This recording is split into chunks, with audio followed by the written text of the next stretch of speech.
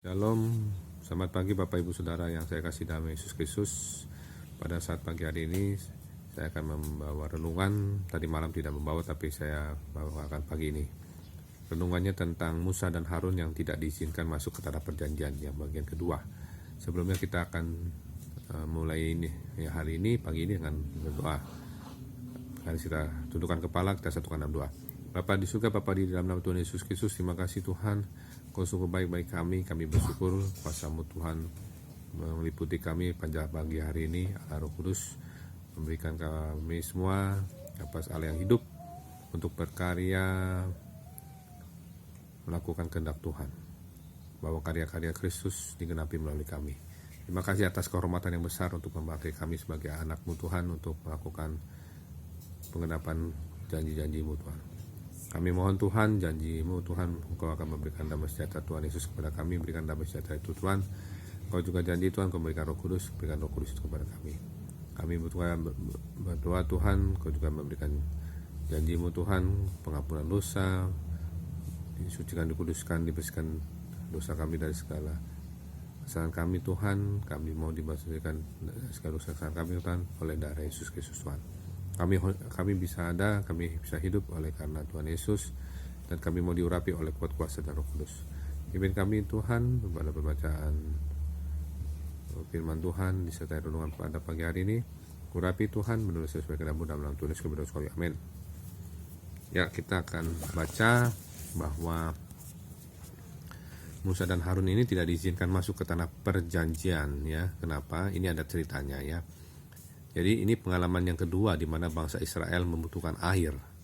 Pada saat yang pertama, pengalaman pertama, Allah menyuruh Musa untuk memukul bukit batu tersebut di Keluaran 17 ayat 6. Musa memukul bukit batu tersebut dengan tongkatnya pada saat yang pertama, dan air keluar dari dalamnya. Ini mengandung arti bahwa Kristus telah disalibkan. Maksudnya Kristus akan disalibkan. Ini maksudnya ini profetik dari Keluaran ini, ya. Ini mengandung arti bahwa Kristus akan disalibkan. Tongkat dapat juga melambangkan penghakiman di 2 Samuel 7 ayat 14 dan Ratapan 3 ayat 1. Kristus dibunuh bagi pelanggaran-pelanggaran kita, sehingga aliran-aliran air kehidupan dapat mengalir keluar kepada jiwa-jiwa yang haus dan hampir binasa di dalam dunia ini. Jadi benar-benar kita ini butuh pertolongan Kristus, karena roh jahat bisa saja menyerang kita, karena emang tugasnya menyerang kita supaya kita binasa. Tetapi Tuhan menggantikan kebinasaan kita, kematian kita dengan kematiannya di kayu salib. Ya, ini buktinya aja tadi saya mau baca. Jadi ini ada tulisan seperti ini aja dikabur-kaburin. Nah, itu buktinya karena iblis tidak suka saya menyampaikan ini. Tapi puji Tuhan, kuasa darah anak domba, darah Yesus Kristus menguatkan kita, melindungi kita. Hanya kita bisa mengucapkan minta tolong kuasa darah anak domba Allah dari Yesus Kristus membungkusi kita. Karena hanya itu sajalah kita bergantung, ya. Karena iblis itu harus kita usir, karena dia memang pengganggu, pembunuh, binasa, ya. Kita melihat di dalam Zakaria 13 ayat 7, Nabi Zakaria bernubuat bahwa Kristus sang gembala yang baik akan dibunuh. Bunyinya, "Hai pedang, bangkitlah terhadap gembalaku, terhadap orang yang paling karib kepadaku. Demikianlah firman Tuhan semesta alam. Bunuhlah gembala sehingga domba-domba tercerai berai. Aku akan mengenakan tanganku terhadap yang lemah." Ya, di dalam Bilangan 20 Tuhan memberi Musa instruksi yang jelas untuk berbicara kepada bukit batu tersebut. Ya, jadi Tuhan memberi Musa instruksi yang jelas untuk berbicara, bukan memukul, ya, untuk berbicara kepada bukit batu tersebut. Ia tidak menyuruhnya untuk memukul bukit batu itu. Jika bukit batu yang menggambarkan Kristus dipukul 2 kali, itu akan berarti bahwa Kristus harus disalibkan 2 kali. Hal tersebut tidak mungkin terjadi. Paulus berkata di dalam Roma 6 ayat 9-10, "Karena kita tahu bahwa Kristus sudah ia bangkit dari antara orang mati, tidak mati lagi. Maut tidak berkuasa lagi atas dia, sebab kematiannya adalah kematian terhadap dosa. 1 kali dan untuk selama-lamanya, dan kehidupannya adalah kehidupan bagi Allah." Jadi inilah sangat benar-benar kita harus fokus.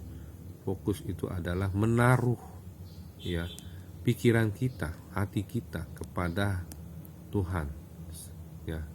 Jadi semuanya, setiap saat kita tidak boleh lagi mengizinkan pikiran-pikiran kita terhadap hal-hal yang melemahkan, sel-sel tubuh kita itu dunia, dosa, ya. Tapi semua hal-hal yang berhubungan dengan kita, dengan Tuhan, bukan kita dengan dunia, bukan kita dengan dosa. Jadi dosa tidak bisa lagi ada dalam hidup kita karena kita sudah mati dalam dosa, karena kita sudah menerima penebusan Kristus. Amin, haleluya. Nanti kita akan sambung lagi nanti malam. Kita satu dalam doa. Bapa di surga, terima kasih, Kau sungguh baik-baik kami. Kami bersyukur Tuhan, Kau sungguh luar biasa mengurapi kami dengan kuat kuasa. Dengan kuat kuasa. Roh Kudus teruslah bersama kami. Karena hanya Engkaulah satu-satunya andalan kami, harapan kami, junjungan hidup kami, pegangan hidup kami. Kami tidak bisa hidup tanpa Roh Kudus, karena Engkaulah yang memberikan napas Allah yang hidup kepada kami. Kami tidak bisa ada sampai sekarang ini karena kami bisa hidup karena oleh Roh Kudus. Tolong Tuhan Allah Roh Kudus sertai hidup kami. Jangan pernah tinggalkan kami Allah Roh Kudus. Kami butuh kuasa-Mu. Kuasa-Mu ya Allah Roh Kudus. Kaulah yang diutus Bapa di dalam nama Tuhan Yesus Kristus. Kami mau Tuhan penuh dengan Roh Kudus. Kami mau dituntun Roh Kudus. Tolonglah kami Tuhan setiap saat, setiap detik. Karena kami tahu di ujung akhir zaman ini menjelang kedatangan Tuhan, roh-roh pendurhaka, roh-roh kegelapan sedang